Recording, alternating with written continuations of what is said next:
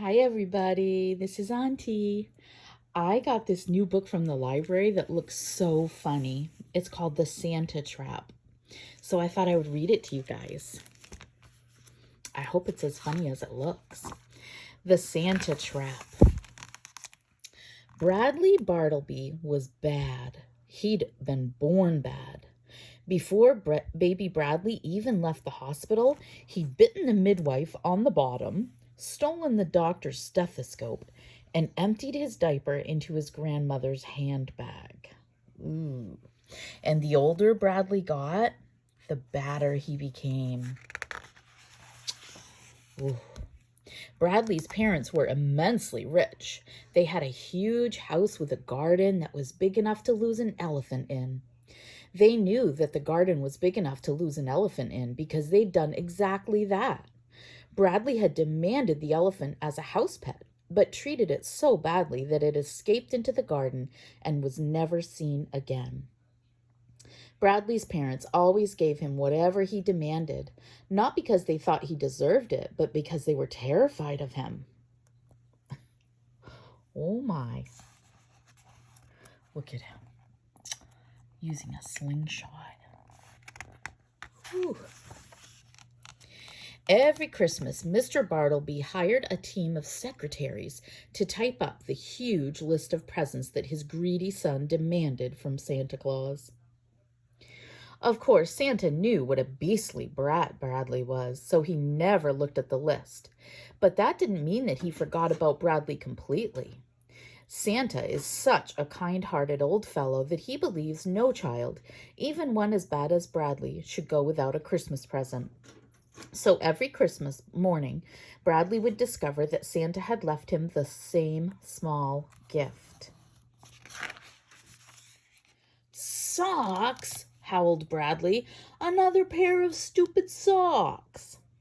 Never mind, Bradley dear, cried Mr. and Mrs. Bartleby as they rushed in with a trolley load of presents. Look, Mummy and Daddy have got you everything you wanted. But I don't want presents from you, roared Bradley. I want presents from Santa Claus like everyone else. And he stormed back to his room. The next morning, Mr. and Mrs. Bradley were alarmed to discover that their son had climbed up inside the living room chimney. They were even more alarmed to discover that Bradley had nailed several sticks of dynamite around the chimney walls. What are you doing, dear? Asked Mrs. Bartleby nervously. What does it look like? Scowled Bradley. I'm building a trap. Oh gosh, this isn't going to end well, huh? A trap, said Mrs. Bartleby. A trap for what? For Santa Claus, snarled Bradley. I'm going to catch the fat fool and take every present he's got. Mr. and Mrs. Bartleby were speechless. In a lifetime of badness, this was quite the baddest thing that Bradley had ever tried to do. Mr. Bartleby was the first to come to his senses. Isn't it a little early to be setting a trap? He gasped. It will be a whole year before Santa comes again. Oh, this is only the beginning, scoffed Bradley. It'll take a whole year to finish it all. And he was right. Bradley spent the rest of the winter fixing dynamite inside all the other chimneys and the spring training tigers, which he stole from the zoo. He spent the summer fitting guillotines over all the doors and windows, and the autumn cutting trap doors into all the floors. By the time December came around again, Bradley had turned the entire house into one stupendous Santa trap. Whoa. By Christmas Eve, their home was so dangerous that Mr. and Mrs. Bartleby had moved out into a hotel, leaving Bradley alone in the house. Wow. One last thing, said Bradley as he hung his stockings beside the fireplace. He was certain that Santa wouldn't make it that far, but just to make sure, he tied an invisible tripwire to the stocking. The moment anyone touched it, a large metal cage would drop down from above. No more stupid socks, thought Bradley. This Christmas, I'll get exactly what I want. This Christmas, I'll get the whole lot. But as the evening grew darker, Bradley's eyelids grew heavier. His evil efforts had left him quite exhausted, and he soon fell fast asleep. It was almost midnight when Bradley was awakened by the roar of an angry tiger, whose tail had just been stepped on by an elephant. The house had grown chilly, and when he looked outside, Bradley was surprised to find the garden covered in a thick blanket of snow. Shivering with cold, Bradley decided to light a fire. It was only when the flames began to lick up the chimney that Bradley remembered the dynamite. Boom! Oh no. The explosion blew Bradley right through the living room window and out into the rose bushes below.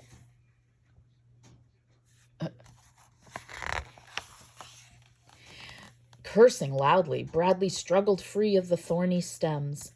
He had barely caught his breath when 6 sleek, stripy shapes came bounding toward him out of the snow. "Nice kitties," squealed Bradley as he fled back through the rose bushes with the tiger snapping at his heels. The tigers chased Bradley around the garden twice before he was able to lose them by diving into a heap of fresh elephant dung and creep back into the house. Determined not to be caught in any more of his own traps, Bradley took a deep breath and prepared himself before opening the front door. "Aha!" he cried triumphantly as he leaped clear of the falling guillotine. "Ah!" he cried miserably as he fell through the trap door. Oh, he forgot about that one. Sometime later, as the sun rose on Christmas morning, a scratched, scraped, and badly bruised Bradley limped back to the living room.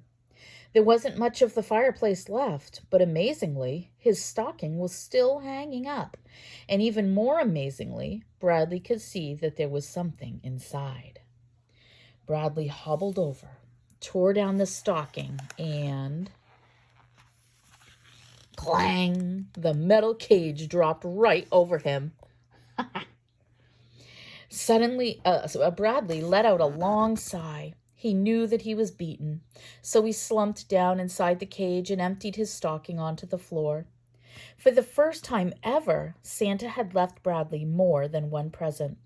There was a big box of bandages, a large box of antiseptic, and a nice new pair of socks. He got what he deserved, huh? Boy, he is quite the fella. All right, guys. That was a fun book, huh? All right. I'll see you guys soon. Bye.